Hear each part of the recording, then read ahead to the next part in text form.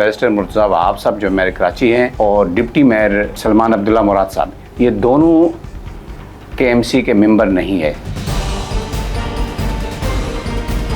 अगर वो मुंतखब नहीं हुए मेंबर तो वो मेयरशिप का ओहदा चला जाएगा। PTI और जमात इस्लामी दोनों मिलकर इतनी आसानी के साथ जो है ना पीपल्स पार्टी को बच के निकलने का रास्ता देंगे। अब निगरां हुकूमत है तो इससे पीपल्स पार्टी को कितना फर्क पड़ेगा और दीगर सियासी जमातों को उससे क्या मदद मिल सकेगी? हुकूमत तो कहती है कि हम असरअंदाज नहीं होते इंतज़ामी तौर पर भी और हुकूमती तौर पर भी, लेकिन वो असरअंदाज होते हैं और हमने ये देखा है।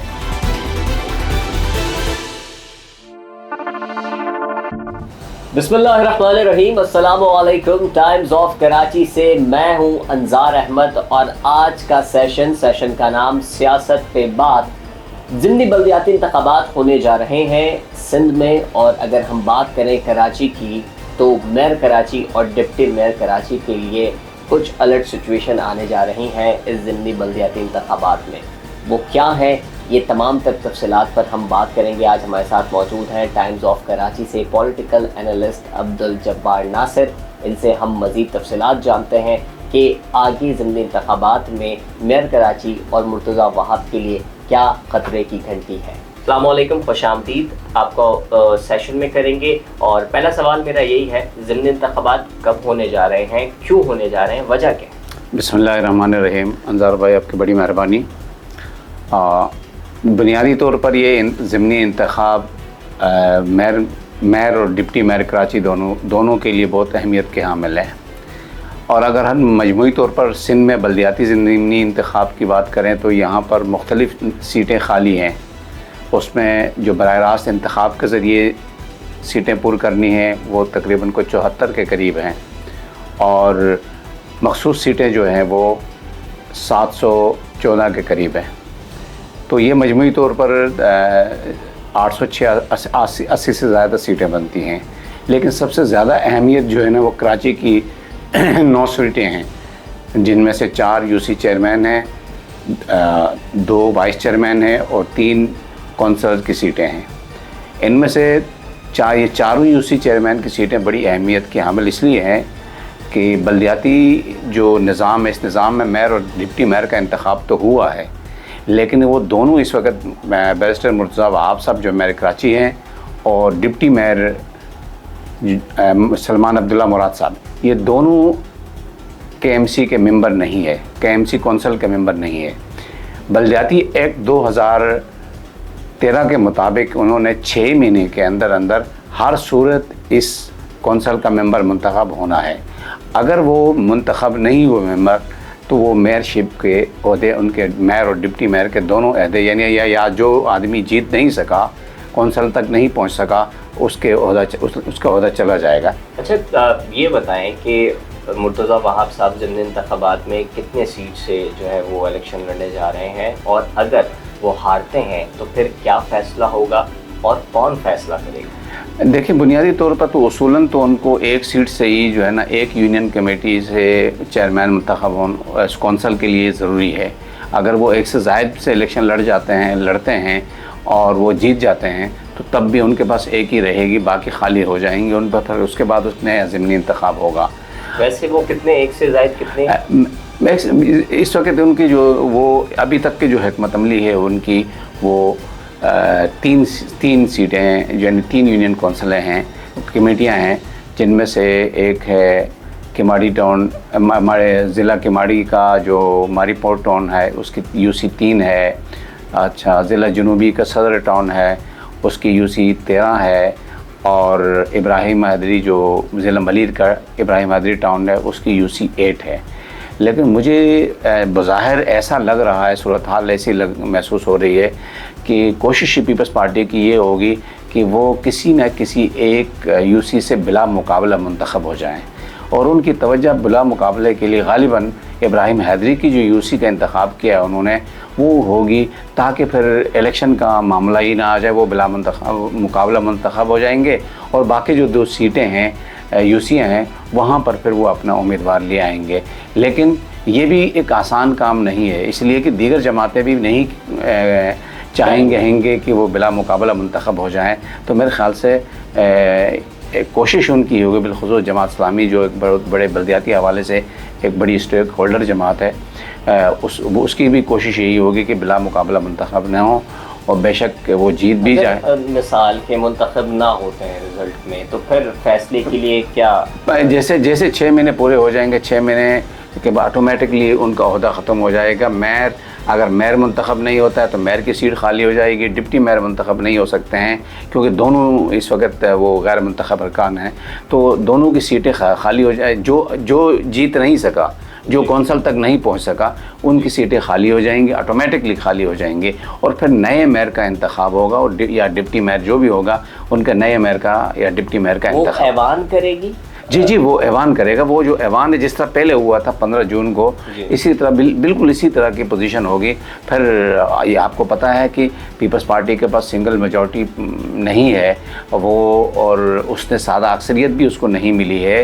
वो पीटीआई के कुछ लोगों गैर हाजिर रहने की वजह से ज़्यादा वोट मिलने के बिना पर वो जो मेयर और डिप्टी मेयर का इंतखाब हुआ है, मामला बिल्कुल उलट भी सकता है ऐसी पोजीशन में। जी बिल्कुल। अच्छा, ये बताएं कि पीपल्स पार्टी का क्या रोल होगा? देखा जाए तो मेयर कराची मुर्तज़ा वहाब की मेयरशिप के हवाले से पीपल्स पार्टी क्या किरदार अदा करेगी और कितना अदा करेगी कि ये मेयरशिप ना जाए?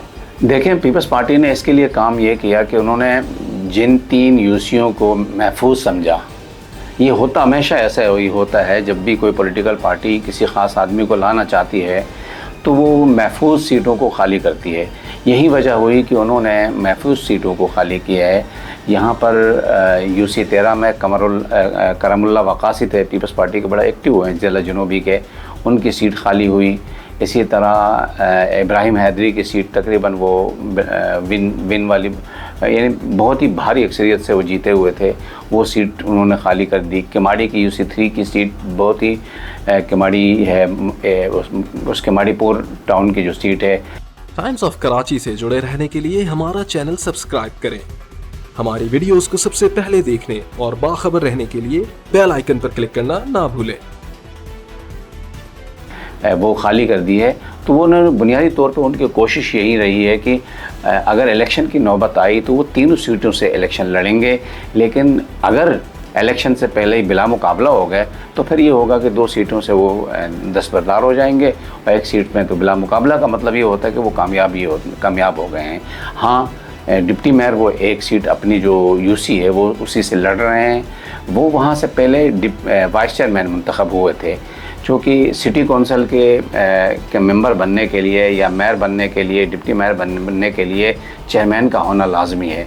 तो अब वहाँ पर जो है ना, वो चेयरमैन की सीट भी खाली है और वाइस चेयरमैन की सीट। अब ये सलमान अब्दुल्ला मुराद साहब जो है ना, ये चेयरमैन के उम्मीदवार हैं ताकि डिप्टी मेयर को अपने ओहदे को बरकरार रख सकें, और वहाँ से दूसरा पर कोई उम्मीदवार उनका पीपल्स पार्टी का होगा, और दीगर जमातें भी इलेक्शन लड़ेंगे। वो उनकी पोजीशन मुझे अब लोग ये पूछेंगे कि यहाँ 3 है वहाँ 1 क्यों?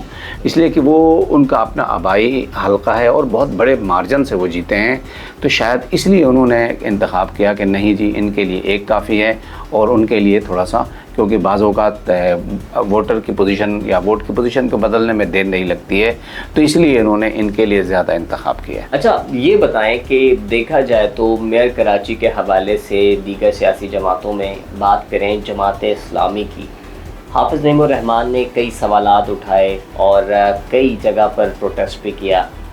इस ज़िमनी इंतखाब में जमात इस्लामी या हाफिज़ नईमुर रहमान अगर कॉन्टेस्ट करना चाहें तो इसमें क्या तफसीलात हैं?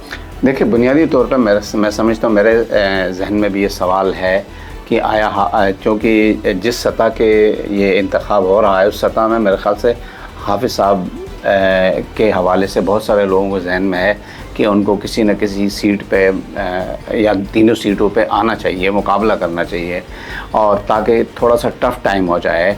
और क्योंकि उनकी बहुत बल्दियात के हवाले से काफ़ी अच्छी मेहनत रही है, अच्छी कोशिश रही है, तो अब ये जमात का अपना फ़ैसला है कि वो क्या करेंगे। आया वो किसी जगह से एक सीट से इलेक्शन लड़ेंगे या तीनों से लड़ेंगे या नहीं लड़ेंगे, या कोई और उम्मीदवार मजबूत उम्मीदवार उतारते हैं मैदान में। मुझे जहाँ तक अंदाज़ा लगता है कि जो पीपल्स पार्टी की ख्वाहिश है कोई या कोशिश है कि वो बिला मुकाबला मुंतखब हो जाएं, तो मुझे लग नहीं रहा है कि जमात इस्लामी इतनी आसानी के साथ जो है ना, PTI और जमात इस्लामी दोनों मिलकर इतनी आसानी के साथ जो है ना पीपल्स पार्टी को बच के निकलने का रास्ता देंगे। ये बहुत काफ़ी मुश्किल लग रहा है।